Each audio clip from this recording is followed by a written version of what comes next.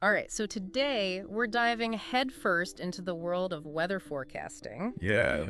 And I'm serious here, get ready for the deep end because we're not just talking about, will it rain tomorrow or whatever. Right. We're talking serious climate science stuff. You guys sent us this paper all about something called Prithvi WxC, and let me tell you, this is some next level stuff. It's really causing a stir. Seriously. And it's not just a catchy name, though it does kind of sound cool, right? Prithvi WxC, Foundation Model for Weather and Climate. Yeah, it's got a ring to it. It does. But the really exciting part is what it can do. Yeah, it's being called a game changer because it's not just a small improvement. Right. It's a totally different way of doing things. Okay, so break it down for us. What's so different about Prithvi WxC? What makes it special? It all starts with this idea of a foundation model. Think of it like, imagine you're trying to teach a computer to understand language. Okay. But not just one language, like how language itself works. Ah, I see, like the underlying structure. Exactly.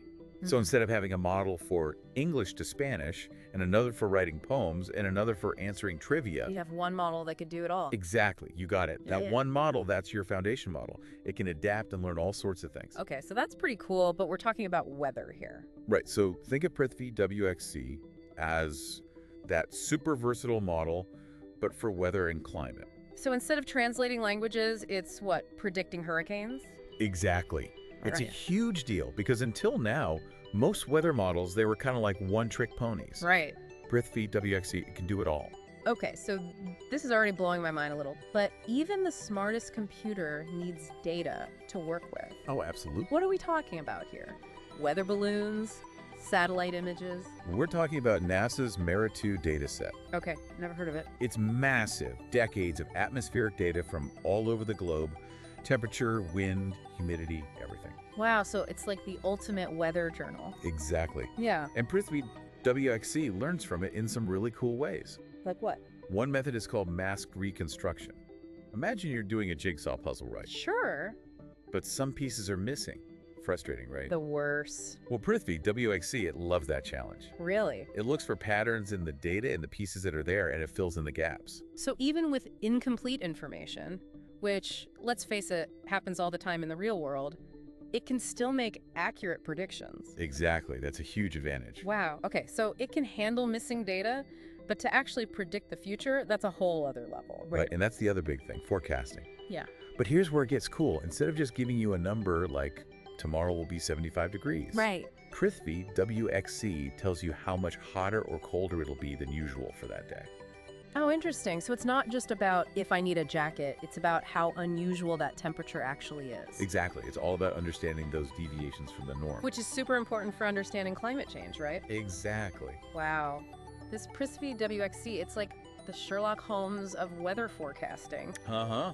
That's a good way to put it. Speaking of smart, the paper mentioned something called a vision transformer, and I have to admit, that one went over my head. I thought we were talking weather models, not, like, image recognition software. It does sound kind of strange. Yeah. But it turns out this type of AI, it's really good at analyzing images, but it's also amazing for weather data. Imagine you break down the atmosphere into a grid, like pixels. Okay. Prithvi WxC analyzes the relationships between those grid points, looking for patterns, connections, everything. So it's like teaching a computer to recognize a cat in a photo, but instead of a cat, it's like a hurricane forming over the ocean. Yeah, exactly. Yeah. And get this, it doesn't just look at the big picture. Oh, okay. Prithvi WxC. It has this unique way of focusing on both the big picture and the tiny details at the same time. So it's like a meteorologist who can look at a satellite image and also zoom in on a single weather station's data all at once. Exactly. And it can handle a ton of data. Which you kind of need if you're talking about something as massive and complex as the Earth's atmosphere. Exactly. This is where those older models, they really struggled. Makes sense. So we've got this powerful engine, all this data. What's next? So we've got this incredibly powerful engine, tons of data, but what can it actually do? The paper mentions some really cool applications, like something called downscaling. Sounds pretty sci-fi, to be honest. It does, doesn't it? Yeah. But it's actually pretty straightforward. Imagine taking a blurry picture and making it crystal clear. That's basically what downscaling does. It takes these big picture climate models and makes the details super sharp so they're actually useful on a local level. So instead of just knowing the average temperature for, like, the entire state, this could tell me how much hotter it's going to be in my backyard. Exactly. That's incredible. It's a game changer, really. Think about it. Climate predictions tailored to your county, your town, even your neighborhood. Wow. That would be huge for all sorts of things. Agriculture, city planning. Absolutely. Even disaster preparedness. Yeah.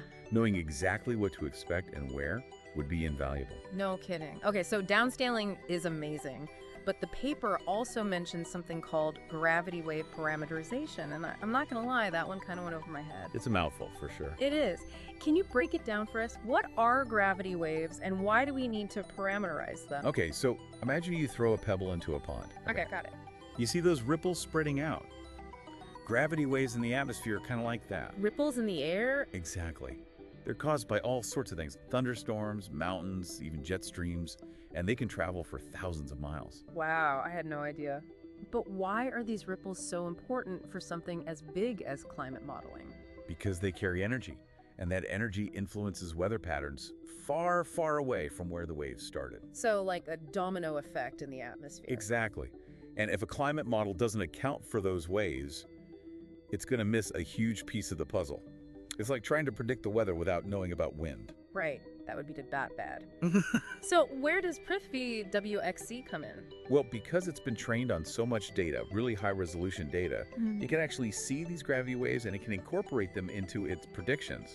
That's incredible. So we could potentially predict things like hurricanes and heat waves even more accurately than before. Potentially, yes. And that's what has everyone so excited about this. It's like we're on the verge of some major breakthroughs, but we have to be realistic, right? I mean, Prithvi WxC is still pretty new. It is. It's still early days. Like a rookie athlete with a lot of potential. A great analogy. What are some of the hurdles it still needs to clear? What are the big questions scientists are asking about it? One of the big ones is about generalizability. The model was mostly trained on data from NASA's MERA-2 dataset, which is amazing, don't get me wrong. Right. But it doesn't cover every single possibility, every type of weather, and every corner of the planet. So it's like if that athlete had only ever trained in like perfect weather, they might be amazing on a sunny day, but what happens when it starts raining or snowing? Exactly. For Prithvi WxC to be truly reliable, it needs to prove that it can handle all sorts of atmospheric conditions, from the tropics to the poles, from the mountains to the oceans. And considering how much our climate is changing, that's a tall order. It is. We need to keep training it, testing it, making sure it can adapt. Which means even more data, right? Absolutely. And not just more data, but better data from different places, different times. Because it's not just about quantity, it's about quality, right? Yeah. Making sure the data is accurate, reliable. Exactly. Garbage in, garbage out, as they say.